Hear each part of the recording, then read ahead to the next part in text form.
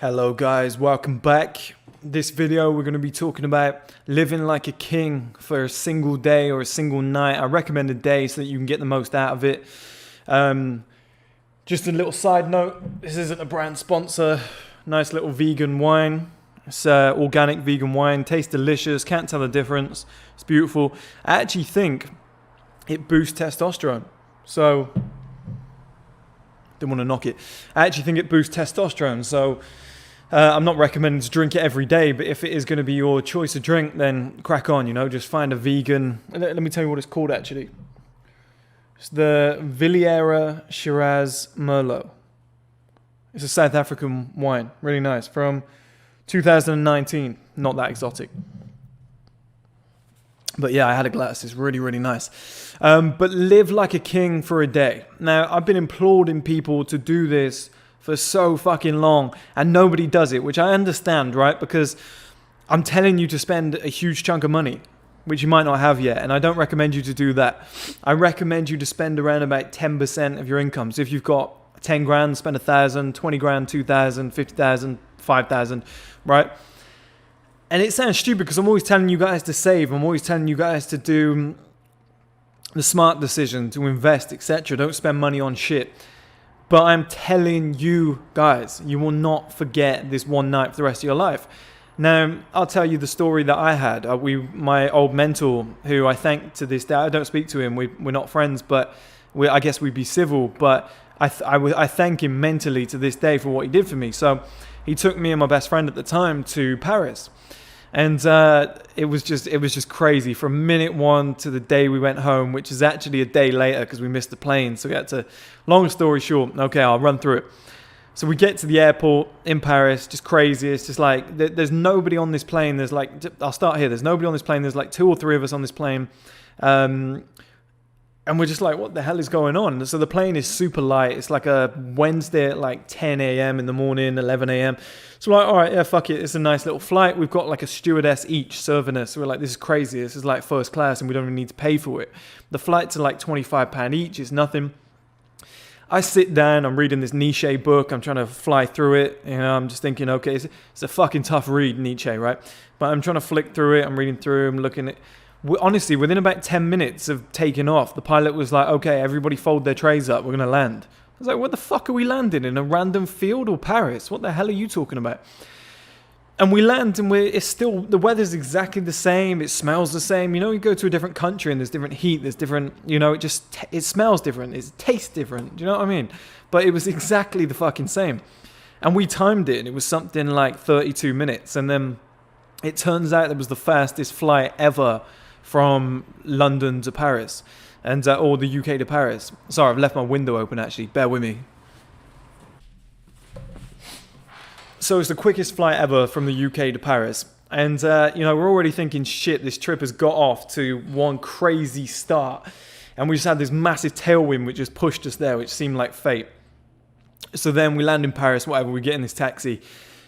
I'll never forget this vision as long as I live. This is one of the big reasons why I want a McLaren, is that we're going through Paris, and I kind of love like old school architecture, like strong, solid stonework. I kind of grew up in my first ever house when my dad was there. We grew up in a house like that, and I just kind of love that Parisian architecture. It's just beautiful.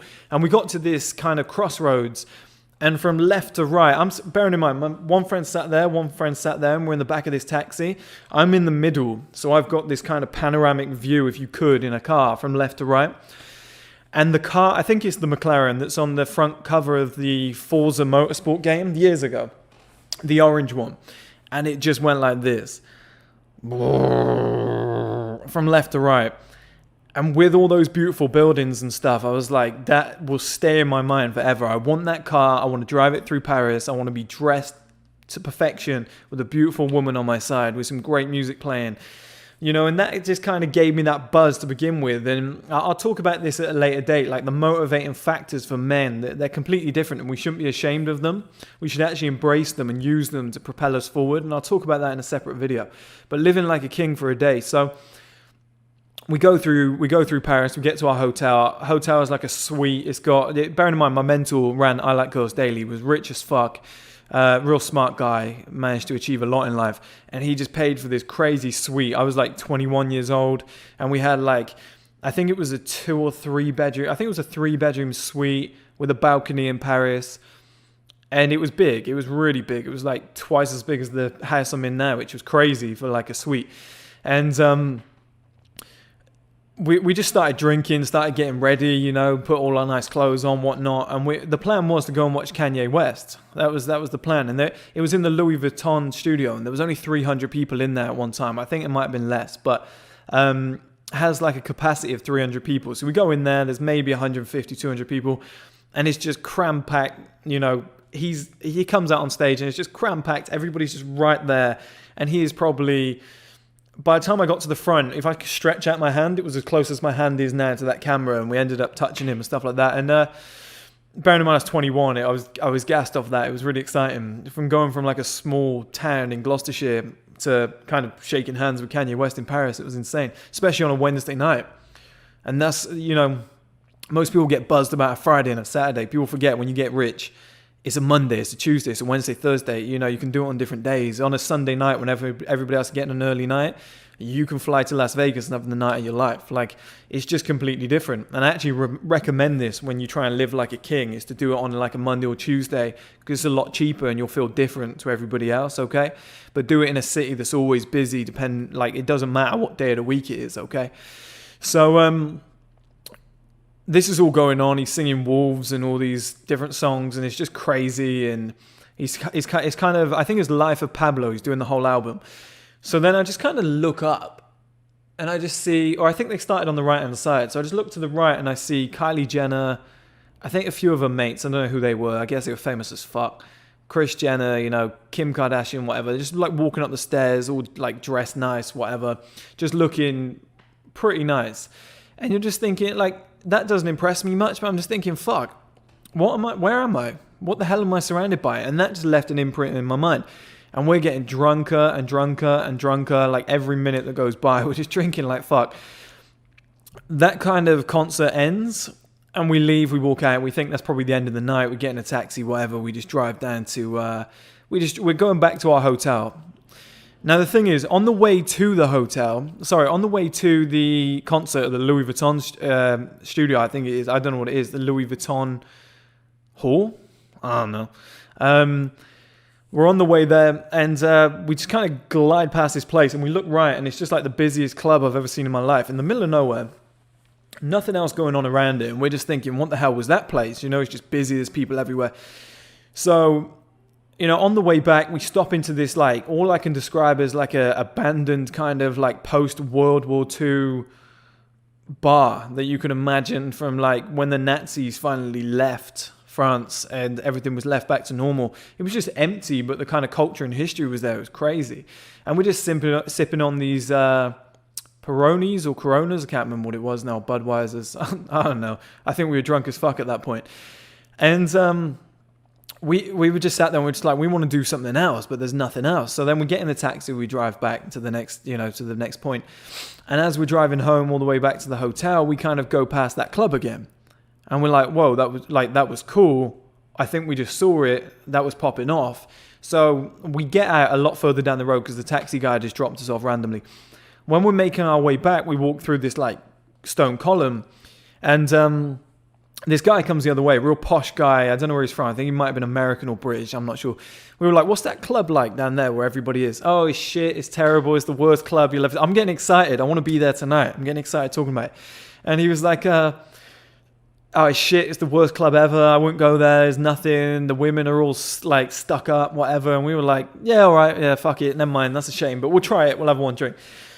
So we walk up to this club, and it looks crazy from the outside. It looks absolutely crazy. So we're like, we got to get in here, okay? So we go up, and I see bigger bouncer, the biggest bouncer I've ever seen, and I think nothing of it.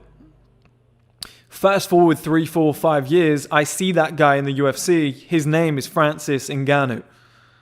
And I shook that guy's hands, and I'm telling you, I have never seen a bigger man in my life. And he was, I fact-checked it, he used to work there, and he was living in Paris at the time, and doing MMA and what. No, MMA is banned in Paris. You can't do it. So he was doing boxing and different stuff individually, and then he went into the UFC.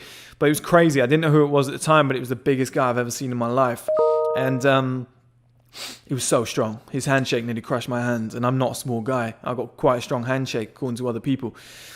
And then he says to us, he's like, no, you can't come in. You can't come in. It's private party. It's fashion week. So this is how crazy this story gets. It was fashion week. It was a private party for like who's who in fucking fashion in Paris, whatever, models and shit. And my friend from I Like Girls Daily, Martin, just goes like this. How much do you want? And the guy was just like, and Martin just counts out 700 euros. I don't, do you know what? I don't even know if he counted out. I think he just grabbed whatever was in his pocket and just shook the guy's hands, Francis Ngannou, and went like this. And 700 euros just changed hands like that. And at that moment, I was like, fuck, do you know what? That's about £600, what, $800, $900. And at the time, that used to be a lot of money to me. And at that moment, I was like, fuck, I need to change my expectations. You know, I talk to you guys all the time about the 4 exposures and one of them being wealth. That was one of my 4 exposures where I went, fuck. Like, money is nothing to a lot of people. I need to up my game. I need to earn more. I need to change my mentality and my ceiling and think that money is easier to obtain than I think. And although some people would say that was wasteful, he had it. He had millions. He had like over $1 million or 2 in his account. So he was just like, bang, there we go. Let's go. Let's go in. So we walk into this club, and I'll never forget it. At the time, I was pretty broke at the time, and I walked in. I was like, I'm the poorest person here by far, and it was just like one part of the club. Then you go down some stairs, another part of the club. You walk through a hallway, another part of the club, and it just got bigger and bigger and livelier and livelier. And we finally walked down these stairs, and it just turned into this this massive open club. And I remember it was playing Chris Brown and Tiger. I can't remember the song now. It wasn't Show Me Something. I know Tiger's not in that, but it was the one that they did when they're racing along in McLarens or Ferraris or whatever. It was a really cool song. And we roll in there, and the Francis Ngannou's still with us. I can't believe he was with us, but it's crazy. He takes us, and I remember just seeing it as people dancing. There was all this crazy shit, and he takes us into this bit. This was like a VIP bit, and he was like, look, 700 euros, you're in, you get a VIP booth. So I was like, all right, fuck it, we're in. He goes over and he gets these 3 people in VIP, and he just kind of pushes them out. He was just like, leave. So we got those seats. We went and sat down. I don't think they paid for it. I think it was an empty booth. We sat down, and then next thing you know, he comes over with, or a few people came over. I can't remember the guy's name now. There was a guy who was like the main host. He came over with these Grey Goose vodka bowls that were probably bigger than you can see my hand stretching right now. They were probably, I'd say, 3 foot tall, and the heaviest fucking thing I've ever lifted. And then they came over with these jam jars. One was raspberry, one was something else, and they put them on the table, whatever. And they said, what you do is I had no idea, you know, I'm a boy from the country, I'm used to drinking cider. So you pour the Grey Goose in with the jam jar, whatever, and you just get this crazy mix. It tasted beautiful. But then this guy turns to me and he says, this wasn't Francis, he'd gone by then. But this guy turns to me, and I think it was another bouncer. He turns to me, he was like, what girls do you want? I was like, what do you mean? He was like, what girls do you want? I'll go and get you some girls. You're in VIP. I'll get 2 or 3 to come over. I was like, I can get my own girls. And he was like, all right, suit yourself. And I was like, okay, look, I don't speak French. Those 3, they're nice. He walks over, he gets these girls, he gets them in within 2 seconds. They're sat with us drinking. And one actually went on a date with the next day. And she turns out to be she was like an Algerian heiress or something. Like her dad owned like half of Algeria. I went to pay for an omelette the next morning, and when I went to pay for it, she was like, no, I'll get it. She gets out a black card. I was like, you pay. That's fine, you pay. It's a really funny story. But then I remember I walked up to this one girl on the dance floor, and I went to talk to her, and she kept moving. I was like, why are you moving? Like, she seems interested, but she's moving away. And then I realized the stage is spinning. I was like, this place is just crazy. Like, there's so much shit going on. And some of the women that I saw that night were, like I said, it was fashion week. They're some of the most beautiful models I've ever seen in my life. There were 2 guys that were like high-level drug dealers, or so they said. You know, usually you don't admit it, do you? But they seemed fishy. They got picked up by somebody in a Range Rover, blacked-out Range Rover at the end of the night. Could have been rappers or something in Paris, but they seemed like drug dealers. And they had like 5 or 6 models with them. And these guys were dropping like 10 grand every hour. I've never seen anything like it. And we got friendly with them. I don't know how. My friend Martin goes and buys a bottle of port. By this point, we are paralytic. My friend Martin goes and buys a bottle of port and drinks the whole thing to himself. And lo and behold, maybe 2 hours later when the club closed and everyone had to leave, which we never wanted to leave. It was the most fun I've ever had in my life. And you can imagine at 21, the gas that I was feeling. And we get in this taxi, we're trying to find our way back to the hotel, and my mate Martin's asleep because the bottle of port. He wakes up, he goes, Eiffel Tower. So we got ahead to the Eiffel Tower now, okay? So we shoot off to the Eiffel Tower. We're there for like 15 minutes. We're doing snow angels. I'm doing press-ups under the Eiffel Tower. I was saying to my friend, I wonder what the world record is for the most press-ups under the Eiffel Tower. I did like 105 if anybody wants to go and beat it. And then my friend's doing like snow angels in the roads, and I had to go and drag him out. He would have died, honestly. He would have got run over. And we're making our way back. We're stumbling everywhere. Everyone's falling over, shit, whatever. We get in this taxi. It takes us like another 3 hours to get back to the hotel. We can't find it. The only word I know in French is écoutez. Well, a few more, but écoutez, because my friend keeps talking. I'm like, écoutez, as in like, listen to me. And then I don't know what follows from that. I just say no, like left instead of right, you know. It's a crazy, crazy fucking night. And then we finally get back to the hotel. My friend's lost his phone. He has to go back. He has to go pick it up. He's running around the streets of Paris at night. We're all asleep. I wake up the next day about 8 o'clock. I don't sleep a lot. We must have gotten in at like 5. I had like 3 hours. I was fully refreshed, ready to go. And I went on a date with that woman. Like I said, it was pretty crazy. I was still hungover, but it was a crazy date. And I said to my mate Martin, who was asleep on the sofa, he looks worse for wear. He looks terrible, okay? And bearing in mind the guy is 6'5" and he's on a sofa. I don't know how he fit. He just curled up into like 2 balls. And I said to him, I was like, we're about to miss our flight. We got a flight in an hour. And the guy's so rich, he just goes, I'll book another one. So we book another one for the next day. And the same happened the next day. We booked another one. He's like, yeah, fuck it, I'll book another one. And what I'm trying to say, guys, is that whole story will live with me forever. And I just think, and we had a similar one in Toronto when we first arrived, all 3 of us, same 3 guys. And that blew my fucking mind. We're in the CN Tower. It was crazy, but I won't go into detail on that one. But I'm just saying, that story in Paris when I was 21, and I know it was somebody else's money, but I had to learn somehow. And the way that we had the great hotel, we had the kind of one-on-one show with Kanye West. We saw massive celebrities. We had a great night. We were drinking the finest stuff. 700 euros to get into club. Francis Ngannou was the bouncer. Beautiful women. You know, a great night. Just crazy experience. Great hotel room. Like all this shit culminated together made me realize like how much better and bigger life could be. And like even the McLaren going left to right, seeing that. And I was obsessed with the Porsche Panamera at the time, and I saw like 17 of them. It was nuts. And I just think having that exposure in life just gives you that motivation to then get back to that level and want to live like that. And this is why I always say to you guys, live like a king for one day. Because it only took one day for me to then realize this is what I want to do. And it's like, you can see me now. To this day, it gives me motivation. Like, I'm making okay money now compared to what I was. Like, things are good. Business was deleted, but it's doing well. You know, it's back up to a decent level. And, you know, give it a year or two, I'll probably be, you know, exactly where I want to be. Everything will be perfect. The shirts are coming soon as well, guys. Intro video tomorrow. You know, you can see the progression here. The money's being invested. Got some strong collar shirts. I mentioned them years ago. It's so that you can wear it without a tie. 2 buttons undone, 1 button undone. It will stay rigid. It's going to be nice. I'm going to sell them. So they're coming very, very soon. I think I'll keep them about £70. I think that's quite reasonable. Because they're going to last through like 20, 30 washes, you know, if not more. And they're always going to look brand new. That's my aim, is value for money. But, you know, the business is progression, etc. But I still look back to that moment and I'm like, fuck, that's still way better than I'm living now. Because I'm sat on my screen working. I'm doing these videos. I don't have much of a life because I'm committed to what I'm doing. But that still keeps me motivated every single day. And that was just one day. Roughly 24 hours of madness. You know, from waking up to waking up again and missing a fucking flight, you know. And just seeing those exposures like that's all you need. Is maybe, you know, my friend that night probably spent, on the whole trip, Martin probably spent, so 700 euros, 600 quid, maybe 400 on the hotel for one night, which is pretty crazy. Maybe 300, to be honest.